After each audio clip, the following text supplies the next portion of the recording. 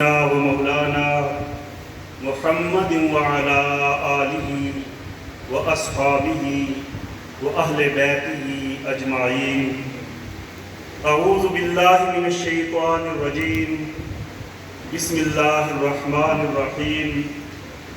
هو الذی ارسل رسولہ بالہدی ودین الحق لیظہرہ علی الدین کلہ ولو کرہ المشرکون۔ صدق اللہ العظیم۔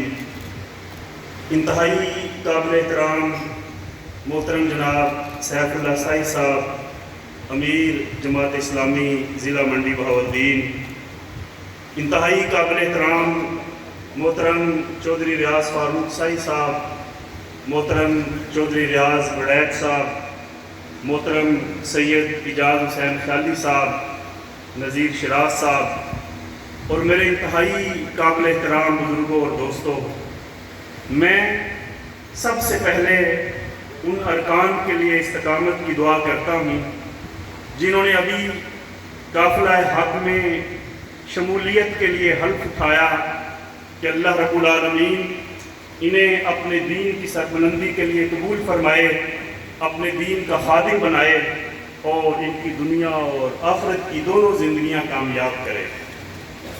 میرے عزیزوں، ابھی ربیع الاول کا مہینہ ہے، نبی کائنات صلی اللہ علیہ وسلم کی سیرت طیبہ کے چرچے ہیں، چہار جانب میلاد اور سیرت کی محفلیں ہیں۔ ہم نبی کائنات صلی اللہ علیہ وسلم کے حسن کی بات بھی کرتے ہیں، آپ کے جمال کی بات بھی کرتے ہیں، آپ کی سنتوں کی بات بھی کرتے ہیں، لیکن جماعت اسلامی وہ آپ کے مشن کی بات کرتی ہے، نبی کائنات صلی اللہ علیہ وسلم کے مقصد زندگی کو اجاگر کرتی ہے کہ ہمارے آقا اس دنیا میں آئے، کیوں آئے، ہمیں کیا دے کر گئے اور کیا پیچھے چھوڑ کر گئے، ان کی زندگی کا مقصد کیا تھا، ان کی زندگی کا مشن کیا تھا۔ میں یہاں سیرت پر تقریر نہیں کرنا چاہتا، صرف تھوڑی سی توجہ آپ کی اپنے آقا و مولا نبی کائنات صلی اللہ علیہ وسلم کی زندگی کی طرف مبذول کرانا چاہتا ہوں کہ آپ مکہ میں اٹھے اور پہلے دن کوہ صفا پہ کھڑے ہو کر جو آپ نے لوگوں کو دعوت دی تھی، لوگ کہتے ہیں کہ نبی صلی اللہ علیہ وسلم نے توحید کی دعوت دی۔ سنو، توحید کی دعوت بعد میں دی، نبی کائنات صلی اللہ علیہ وسلم نے سب سے پہلے اپنی ذات اور اپنی سیرت کا لوہا منوایا، اور جب لوگوں نے یقین سے کہا کہ آپ کی ہر بات پر یقین ہے، آپ کہیں کہ پہاڑ کے اس پار سے لشکر حملہ کرنے والا ہے، تب بھی مانیں گے، آپ کچھ بھی کہیں ہم ماننے کو تیار ہیں۔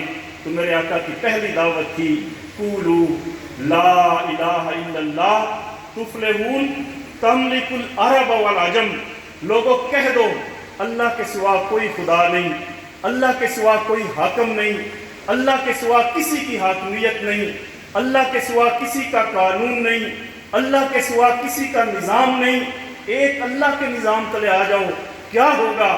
پہلے دن کی دعوت تملک العرب والعجم، عرب کے مالک بھی تم ہووگے، عجم کے مالک بھی تم ہووگے، کہ پھر یہ دین کا پیغام لے کر جب تم اٹھو گے تو پوری دنیا پر اس دین کو جب تم قائم کرو گے، اس دین کی برکت سے تم ہی حاکم بنو گے۔ اور پھر میرے آقا کی ساری زندگی اسی جد و جہد میں گزری۔ آج جب ہم اپنے آقا کی سنتوں کی بات کرتے ہیں، ہم یہ تو بیان کرتے ہیں کہ حلوہ کھانا سنت ہے، خوشبو لگانا سنت ہے، سفید کپڑے پہننا سنت ہے، امامہ باندھنا سنت ہے، فلاں سنت ہے، فلاں سنت۔ ایک سنت پہ میرے ماں باپ قربان، میری زندگیاں قربان، جس چیز کی نسبت میرے آقا سے ہو جائے، ہمارا ایمان ہے کہ ہم اپنا سب کچھ اس پہ قربان کر دیں، تب بھی حق ادا نہیں ہو سکتا۔ لیکن آپ پڑھے لکھے لوگ ہیں، میرے آقا کی سیرت طیبہ کو جاننے والے لوگ ہیں، میں آپ سے صرف ایک سوال آپ کے ذہنوں میں چھوڑ کر اپنی بات کو آگے بڑھاتا ہوں۔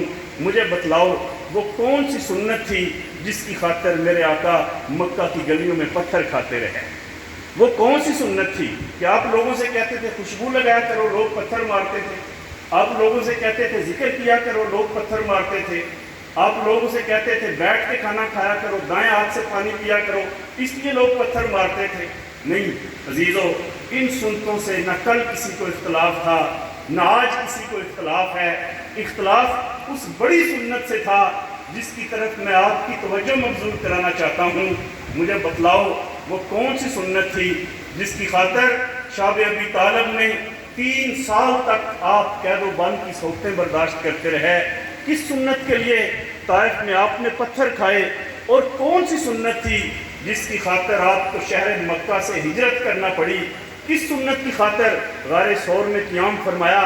وہ کون سی سنت تھی جس کے لیے آپ بدر کے میدان میں 313 نہتے، کمزور، روزہ دار اور بیمار اور غیر مسلح صحابہ جن کے پاس اسلحہ بھی نہیں تھا، ان کو لے کر ہزاروں کے لشکر سے ٹکرا گئے؟ وہ کون سی سنت تھی جس کے لیے احد میں دانت مبارک شہید ہوئے اور پیشانی پہ اتنے گہرے زخم کہ پورا چہرہ پرانوار خون میں تر بتر ہو گیا؟ کس سنت کی خاطر پیٹ پہ 2 پتھر باندھے آپ خندقیں اور مورچے کھود رہے ہیں؟ وہ کون سی سنت تھی؟ آج جماعت اسلامی اس سنت کی بات کرتی ہے، اور حضرات وہ سنت اقامت دین کی سنت تھی، وہ سنت غلبہ دین کی سنت تھی، وہ سنت اسلامی انقلاب کی سنت تھی، وہ سنت بندوں کو بندوں کی غلامی سے نجات دلا کر کیسر و کسریٰ کے تخت و تاج کو بوٹ کی نوکوں پہ اچھال کر اللہ کے کلمے کو سربلند کر دینے کی سنت تھی۔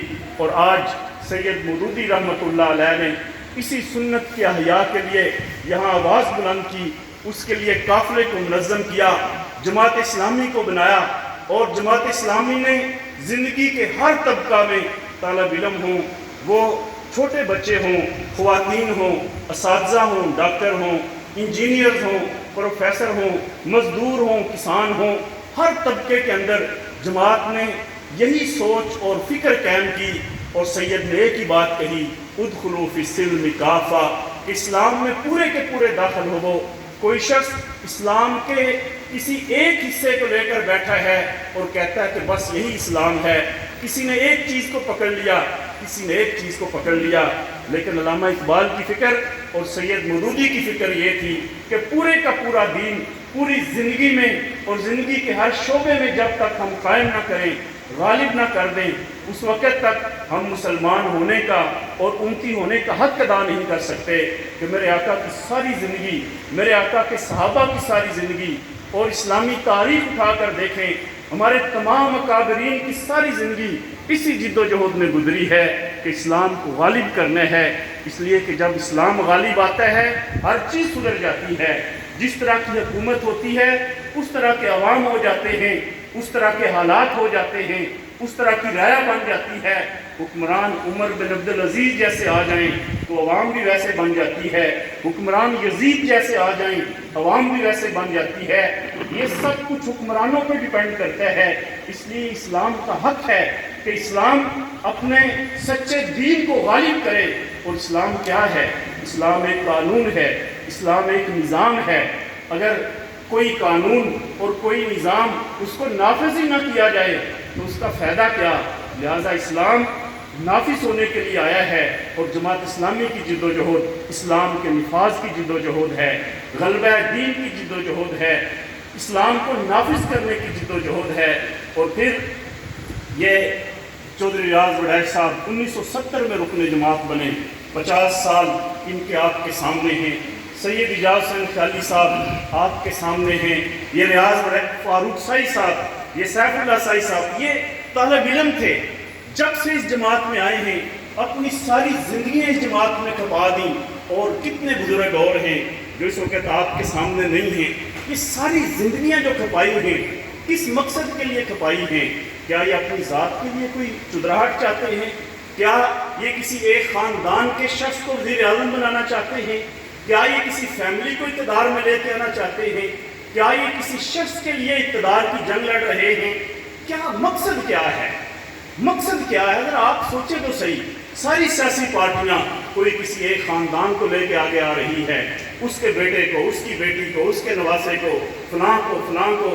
یہ جو خاندانی پارٹیاں بنی ہیں، نذیر شراز صاحب نے بات کی، یہاں کوئی کمی نہیں ہے، کوئی چودھری نہیں ہے، کوئی برادری تعصب نہیں ہے، میں اس سے بڑھ کر آگے بات کروں گا، یہاں کوئی مسلک کی تعصب بھی نہیں ہے، یہاں کوئی اہل حدیث، کوئی بریلوی، کوئی دیوبندی، کوئی اہل تشیع نہیں، ہم سب کو ساتھ لے کر چلنے کی صلاحیت رکھتے ہیں کہ فروعی معاملات میں، فقہی اختلافات میں ہم بالکل حصہ نہیں ڈالتے، وہ علماء کے کام علماء کریں، ہم اسلام کو بطور نظام نافذ کرنا چاہتے ہیں، اور اس کے لیے جو صالحیت اور جو صلاحیت چاہیے آج وہ جماعت اسلامی کی قیادت کے اندر موجود ہے۔ آج ہمارا سب سے بڑا مسئلہ کیا ہے؟ ہم کہتے ہیں کرپشن ہے، ہم کہتے ہیں نااہل لوگوں کو ذمہ داریاں دے دی گئی ہیں۔ میں جو دعویٰ کرنے لگا ہوں الحمدللہ میں پورے دل سے یہ بات کہہ رہا ہوں، اور یہ بات میں نہیں جماعت اسلامی کے دشمن بھی کہیں گے کہ اگر جماعت اسلامی کو اقتدار مل جائے، اگر جماعت اسلامی کو اس ملک کی زمام اقتدار دے دی جائے، دو چیزوں کی گارنٹی، سب سے پہلے یہ کہ کرپشن نہیں ہوگا، کوئی کرپشن نہیں کرے گا، اس کی ضمانت ہے، اور یہ ضمانت میں نہیں دیتا، میرے دشمن بھی دیں گے، کہیں گے جی جماعت اسلامی کی 80 سالہ تاریخ اس بات کی گواہ ہے کہ جماعت اسلامی نے کبھی کرپشن نہیں کی۔ شخص کے ہاتھ میں حکومتی عہدے نہیں ہوں گے، جو باصلاحیت اور قابل ترین ٹیم ہے وہی آگے آئے گی، اور اپنوں کو اقربا پروری کے ذریعے نوازا نہیں جائے گا۔ یہ دو چیزیں آپ دیکھ رہے ہیں، اور جماعت کو جب جب موقع ملا ہے، سراج الحق صاحب کی تصویر لگی ہے، یہ وہ ہیں کہ بچپن میں ان کے پاؤں میں جوتے نہیں تھے، اور ٹوٹے ہوئے جوتے لے کر اسکول جانے لگے تو رونے لگے، ماں بچے کیا کہیں گے کہ میرے پاؤں میں جوتے نہیں ہیں۔ ماں نے تھوڑی سی ٹوپی ٹیڑھی کر دی، کہا بیٹے اب لوگ تیرے جوتوں کی طرف نہیں تیری ٹوپی کی طرف دیکھیں گے۔ جنہوں نے مزدوری کر کے اپنی تعلیم مکمل کی، 2 بار سینئر منسٹر رہے، وزیر خزانہ رہے، لوگ اربوں روپے کی آفر لے کر آتے تھے کہ اس فائل پہ سائن کر دیں، وہ بنگلہ آپ کا، وہ پراپرٹی آپ کی، وہ جائیدادیں آپ کی۔ میں اس بات کا گواہ ہوں کہ لوگ فیلے لے کے پیچھے پیچھے تھے کہ اتنے ایکڑ زمین وہ آپ کے نام کر دی گئی، فلاں اتنے مربع آپ کے نام، بس یہ ایک سائن کرنے ہے اور یہ سب کچھ آپ کا۔ لیکن وہ شخص کل بھی کرائے کے گھر میں رہتا تھا، آج بھی اس کے پاس لاہور یا پشاور میں اپنا گھر نہیں ہے، رہتے ہیں تو کرائے کے گھر میں۔ کراچی کے اندر نعمت اللہ صاحب وہ ضلعی ناظم رہے، اور کراچی کو ہم نے روشنیوں کا شہر بنایا۔ ابھی کراچی کے اندر حافظ نعیم الرحمان نے جو جد و جہد کی وہ آپ کے سامنے ہے۔ 150 کے قریب جماعت اسلامی سے تعلق رکھنے والے لوگ قومی اسمبلی کے، صوبائی اسمبلیوں کے ممبر رہے، مختلف شہروں کے میئر رہے، آج تک کسی ایک شخص پر ایک پیسے کی کرپشن ثابت نہیں ہو سکی، اور کسی نے یہ نہیں کہا کہ فلاں بندہ نالائق تھا۔ عزیزو، ایک سینٹ میں ہمارا بندہ ہے مشتاق خان، خدا کی قسم پورے کا پورا سینٹ ایک طرف، اس اکیلے بندے کی صدا، اس اکیلے بندے کی آواز، اس اکیلے بندے کی نمائندگی ایک طرف، ایک بندہ ہمارا قومی اسمبلی میں، پوری اسمبلی میں اس کا کردار آپ دیکھ لیں۔ بات یہ نہیں کہ تھوڑے ہیں یا زیادہ ہیں، بات یہ ہے کہ حق پہ کھڑے ہیں کہ نہیں کھڑے، اس مشن پہ کھڑے ہیں۔ تو جماعت اسلامی ایک ایسی تحریک ہے جس نے ہمیشہ صالحیت اور صلاحیت کو پروان چڑھایا ہے اور نوجوانوں کی تربیت کی ہے، اور یہ آفاقی سوچ رکھنے والی جماعت ہے۔ آج